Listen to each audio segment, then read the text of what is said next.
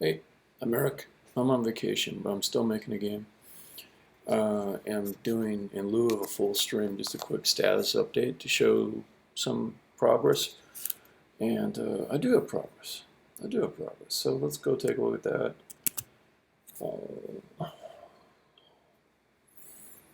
So, in the last 3 days, I created this ice stuff.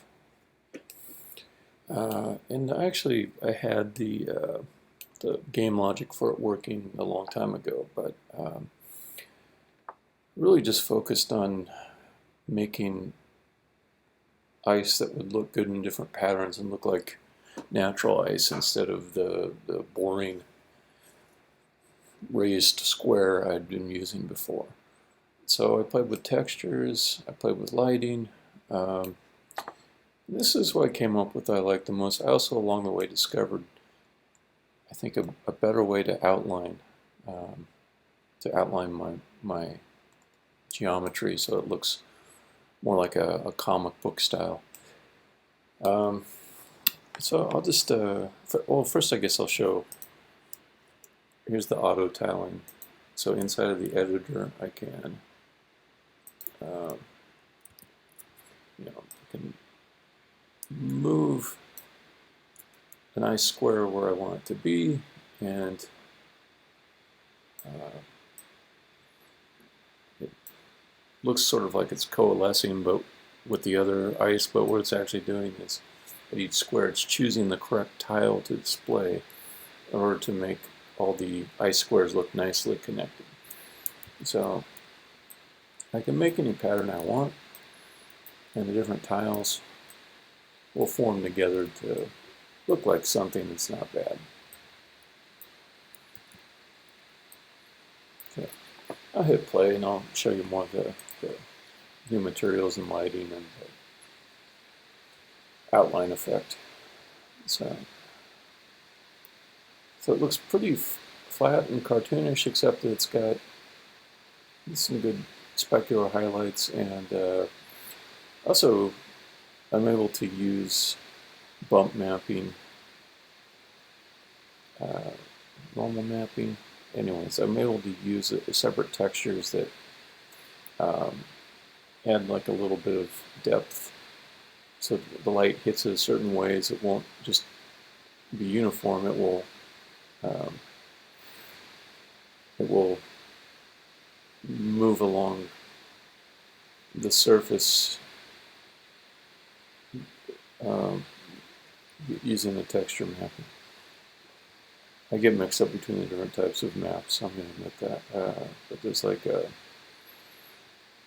number of different maps, and like one of them is like the normals, and there's in the texture it'll say that the normal is pointing a different direction than straight up.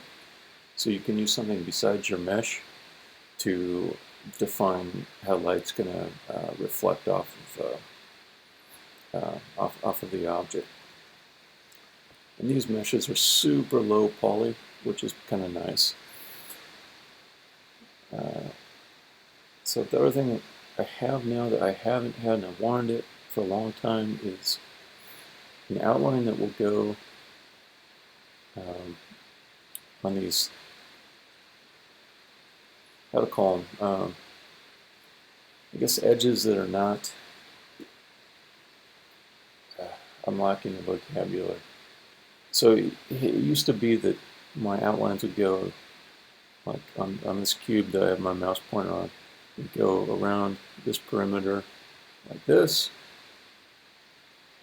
There would be nothing on this edge, and there'd be nothing on this edge or this edge. And then even the bottom here, there's now a line.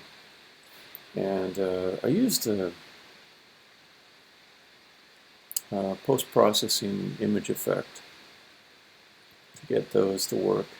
It just looks a lot better to me now. The only downside of it is I don't have much control over which objects it's going to apply the line to and by how much. So I want to make sure that I can make peace with applying this image effect to everything. Right now it looks good. But when I get home and I've got my full work set up there with the original game, I'll want to bring it in and see how it works with it. But I think I'm going to keep it. I think I'm going to go away from I'm not going to vocabulary, but the type of shader that's applied to one material, which is applied to a single object. I'm going to use this other one instead, I think. We'll see. Anyways, this is what I'm up to. Making progress every day. And probably the next one you see, I'll be back in my regular streaming mode. If anyone's trying to chat me right now, I just can't see your chat messages. It's just kind of a one-way stream, just because I'm on vacation. I don't have my normal streaming set up. So I'm not being rude to you. I just can't see your chat messages very easily. All right, that's it. I'm gonna stop the stream.